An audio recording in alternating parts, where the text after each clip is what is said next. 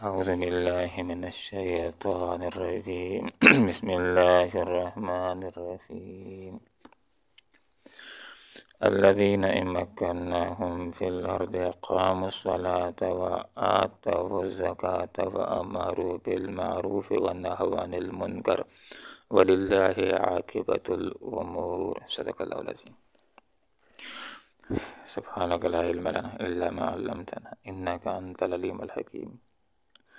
الذین یہ وہ لوگ ہیں ان اگر مکنہم ہم اقتدار بخشیں ان کو فی الارض زمین میں اقامو تو قائم کرتے ہیں الصلاۃ نماز وآتوا اور دیتے ہیں الزکوٰۃ زکوٰۃ وامروا اور حکم کرتے ہیں بالمعروف نیکی کے ونہوا اور روکتے ہیں عن المنکر منکر سے وللہ اور اللہ ہی کے ہاں ہے عاقبۃ انجام الامور سب کاموں کا۔ آیت کے اندر دو قیمتی ترین باتیں مفہوم ہوتی ہیں۔ پہلی بات یہ کہ جو اہل ایمان ہیں وہ ایک ایسا نظام بنائیں گے کہ جس کے اندر قرآن و سنت کے اوپر عمل ہو سکے۔ اس نظام کو اسلامی نظام بھی کہتے ہیں، اسلامی جتھا بھی کہتے ہیں، اس کو اسلامی حکومت بھی کہتے ہیں۔ ان اقیم الدین، یہ کہ دین کو قائم کرو، اس کے اوپر عمل کرنا ہے اہل ایمان نے۔ فریضہ اقامت دین کو سر انجام دینا ہے۔ مولانا امین احسن اصلاحی صاحب نے یہ نقطہ لکھا کہ جن احکامات کے اوپر عمل کرنے کے لیے جن لوازمات کی ضرورت ہوتی ہے ان لوازمات کو پورا کرنا مسلمانوں پر فرض ہے۔ تو اب دیکھیں ایک آدمی جو کسی کو قتل کر دیتا ہے، تو اب اس آیت کے اوپر عمل کرنا کے لیے ضروری ہے کہ کیس ثابت ہو جائے تو اس کو قصاص کیا جائے۔ تو اگر ایک آدمی قصاص کرے گا، بدلہ لے گا، تو بدلوں کے اوپر بدلہ ہو سکتا ہے۔ تو ایک ایسا نظام ہونا چاہیے کہ جو قصاص کرے تو اس سے کوئی بدلہ نہ لے سکے۔ اس مضبوط نظام کو اسلامی حکومت کہا جاتا ہے۔ قرآن کے اندر اللہ رب العالمین نے فرمایا هو الذی ارسل رسولہ بالہدی ودین الحق لیظہرہ علی الدین کلہ ولو کرہ المشرکون، کہ اللہ وہ ذات ہے جس نے اپنے حبیب کو بھیجا دین حق کے ساتھ اور ہدایت کے ساتھ تاکہ اس دین حق کو باقی تمام ادیان کی پر غالب کر دیں، اگرچہ یہ بات مشرکوں کو کتنی ناگوار کیوں نہ گزرے۔ باقی اگر کوئی دین رہتا ہے تو رہے، لیکن مغلوب ہو کر جس نے غالب ہونا ہے، جس کا حکم چلنا ہے، تو وہ اللہ کا دین ہے۔ کلمۃ اللہ العلیٰ، اللہ کا کلمہ ہی بلند ہوگا۔ ان الحکم الا للہ، حکومت کا اختیار صرف اللہ رب العالمین کو ہے، اور آپ صلی اللہ علیہ وسلم نے یہ کام کیا ہے، صحابہ کرام نے یہ کام کیا ہے، انہوں نے اسلامی حکومت کو بنایا تھا۔ اب دوسری بات کہ اسلامی حکومت کس لیے بنائی جاتی ہے؟ جو لوگ اسلامی حکومت بنائیں گے، اہل ایمان اسلامی حکومت بنائیں گے، اس میں کام کیا کریں گے؟ تو اسلامی حکومت کی ذمہ داریوں کے اندر مسلمان کی ذمہ داریوں کے اندر، مسلمان حکمران کی ذمہ داریوں کے اندر چار باتیں شامل ہیں کہ یہ چار امور اس نے سر انجام دینے۔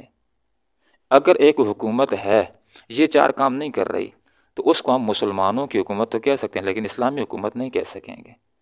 یہ کہہ سکیں گے مسلمان ہے، مسلمان حکومت کر رہا ہے، لیکن اسلامی حکومت اس کو نہیں کہہ سکیں۔ اسلامی حکومت وہ ہوگی جو یہ چار کام کرے گی۔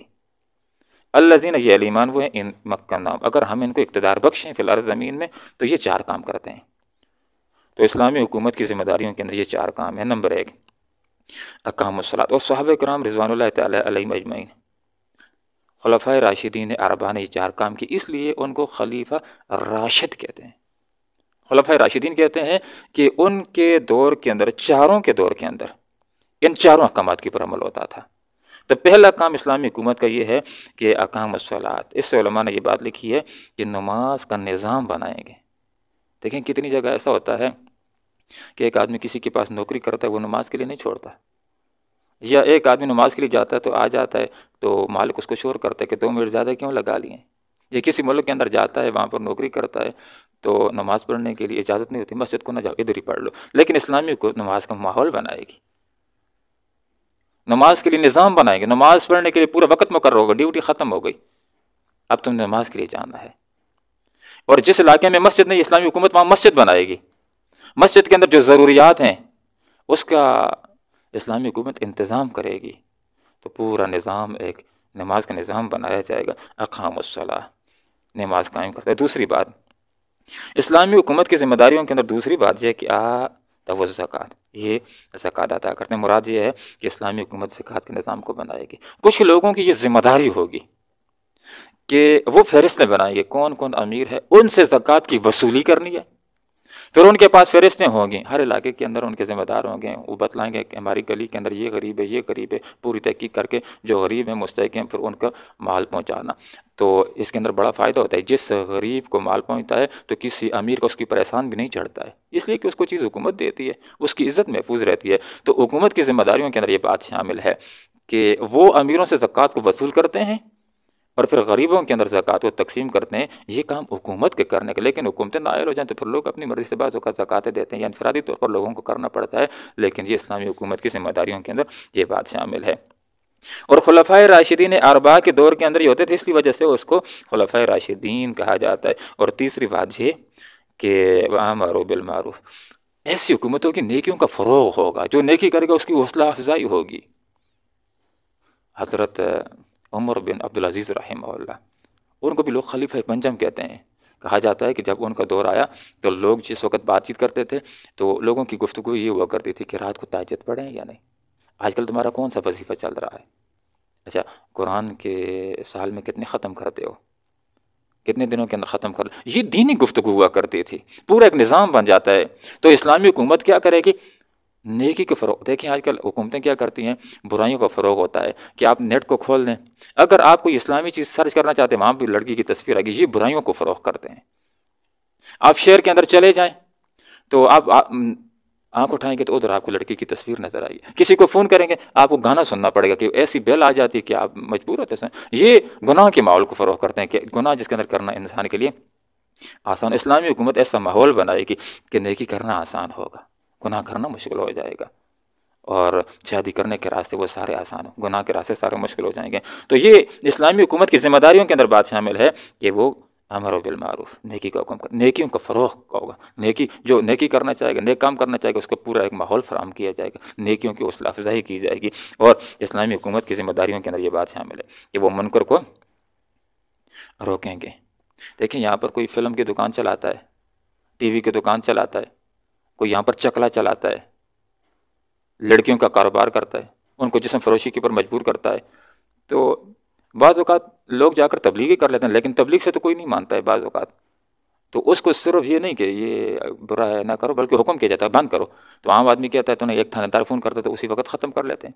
تو یہ تھانے دار کے فون کرنے کی بات ہے، یہ ایک نظام ہوگا۔ تو جب اسلامی حکومت ایک چیز کو بند کرانا چاہے تو کر سکتی ہے، جس طرح گزشتہ دن الیکشن ہوا تو الیکشن کے اندر پورا دن فون بند رہا، تو کرنا چاہیں تو کر سکتے ہیں۔ اسی طرح جو ٹی وی کے اوپر گندگی آتی ہے یا گندی ویب سائٹ ہے اس کو بند کرنا چاہیں تو کر سکتے ہیں، جس طرح عام نیٹ بند کر سکتے ہیں تو وہ چیزیں بھی یہ بند کر سکتے ہیں۔ تو اسلامی حکومت آئے گی تو کرے گی۔ تو یہ جو اور آپ صلی اللہ علیہ وسلم نے فرمایا، حدیث کا مفہوم ہے کہ تم میں سے جو برائی کو دیکھے تو ہاتھ سے روکے، ہاتھ سے طاقت نہیں ہے تو زبان سے، زبان سے طاقت نہیں ہے تو دل کے اندر برا جانے، اور یہ ایمان کا کمزور ترین درجہ ہے۔ تو اسلامی حکومت جو ہوگی نیکیوں کو فروغ دے گی اور برائیوں کو روکے گی۔ گویا کہ اسلامی حکومت کے اندر ایک باقاعدہ وزیر ہوگا جو مذہبی امور کا وزیر ہوگا، گویا کہ اس کی پوری ایک جماعت ہوگی، ایک گروہ ہوگا کہ جو دعوت کا کام کریں گے، جو تبلیغ کا کام کریں گے۔ وَلِلَّهِ عَاقِبَةُ الْأُمُورِ، لوگوں یہ بات یاد رکھ لو کہ اللہ ہی کے ہاتھ میں ہے انجام تمام امور کا۔ ایک آدمی جائے گا آخرت کے اندر، اس نے حکومت کی ہے تو اس نے ان چار چیزوں کو فروغ دیا ہے یا نہیں، کیسی حکومت کی ہے؟ اللہ رب العالمین کے پاس جائے گا تو وہاں پر اس کو انجام بھگتنا ہوگا۔ حدیث آپ کے سامنے ذکر کر کے اپنی بات ختم کرتا ہوں کہ یہ جو حکومت کرنا ہے، آپ صلی اللہ علیہ وسلم نے ارشاد فرمایا کہ آخرت والے دن، محشر والے دن، قیامت والے دن سخت گرمی کا دن ہوگا، لوگ اپنے اپنے گناہوں کے مطابق پسینے کے اندر شرابور ہوں گے۔ 7 طرح کے لوگ ایسے ہوں گے کہ جو اللہ کے عرش کے سائے میں ہوں گے، باقی سارے پریشان حال، اپنے اپنے گناہوں کے مطابق پسینے میں شرابور ہوں گے، کسی کا پسینہ گھٹنے تک، کسی کا کمر تک، کسی کا گردن تک، لیکن 7 طرح کے افراد مطمئن اللہ کے عرش کے سائے۔ اس کے اندر پہلا آدمی امام عادل، عادل حکمران، وہ کہ جو حکمرانی کرتا ہے اللہ کے حکم اور اللہ کے رسول کے طریقے کے مطابق، ایسے حکمرانی کرتا ہے جیسے ابوبکر صدیق نے کی ہے، حضرت عمر فاروق نے کی ہے، اور حضرت عثمان غنی نے کی ہے، حضرت علی المرتضیٰ رضی اللہ عنہ نے کی ہے، ایسی حکمرانی کے جس کے اندر وہ نماز کے ماحول کو بناتے ہیں، زکوٰۃ کی ادائیگی کے نظام کو بناتے ہیں، نیکیوں کے فروغ کا ماحول ہوتا ہے اور برائیوں کی روک تھام کا ایک پورا ماحول ہوتا ہے۔ اگر یہ قانون جاری کر دی جائیں کہ جو قتل کرے گا تو اس کو قصاص کیا جائے گا، جو چوری کرے گا ہاتھ کاٹا جائے گا، یہ نظام تھام دے تو اس نظام کے ڈر اور روب کی وجہ سے لوگ غلط کام نہیں کرتے ہیں، پورا ایک برائیوں کی روک تھام کا ماحول بن جاتا ہے۔ لیکن ایک قتل کرے کوئی جرم، دوسرا قتل کرے کوئی جرم، 10 دن جیل میں اور پھر آ جائیں تو قتل کے اوپر حوصلہ افزائی ہو جاتی ہے کہ ٹھیک ہے قتل کر لیں گے تو 10 دن جیل میں گزار کر کے پیسے دے کر کے آ جائیں گے، تو پھر تو روک تھام نہیں ہوتی، پیسے دے کر آدمی باہر نکل آئے۔ تو یہاں پر یہ بات ذکر کر دی کہ اللہ کے عرش کے سائے میں وہ آدمی ہوگا پہلا نمبر اس کا جو حکمرانی کرتا ہے اللہ رب العالمین کے قانون کے مطابق، اللہ کے رسول کے طریقے کے مطابق۔ اللہ تعالیٰ قرآن و سنت کو سمجھنے کی، سیکھنے کی اور اخلاص کے ساتھ عمل کرنے کی توفیق عطا فرمائے، آمین۔ وآخر دعوانا ان الحمد للہ رب العالمین۔ الذین، یہ مسلمان وہ ہیں، ان اگر مکنہم، ہم اقتدار بخشیں ان کو فی الارض، زمین میں، اقاموا، تو یہ قائم کرتے ہیں صلاۃ، نماز کو، وآتوا الزکوٰۃ، اور دیتے ہیں زکوٰۃ، وامروا، اور حکم کرتے ہیں بالمعروف، نیکی کے ونہ ہو، روکتے ہیں عن المنکر، منکر سے، وللہ، اور اللہ ہی کے ہاتھ میں عاقبت و انجام الامور، سب کاموں کا۔ اللہم ربنا آتنا فی الدنیا حسنہ وفی الآخرۃ حسنہ وقنا عذاب النار برحمتک یا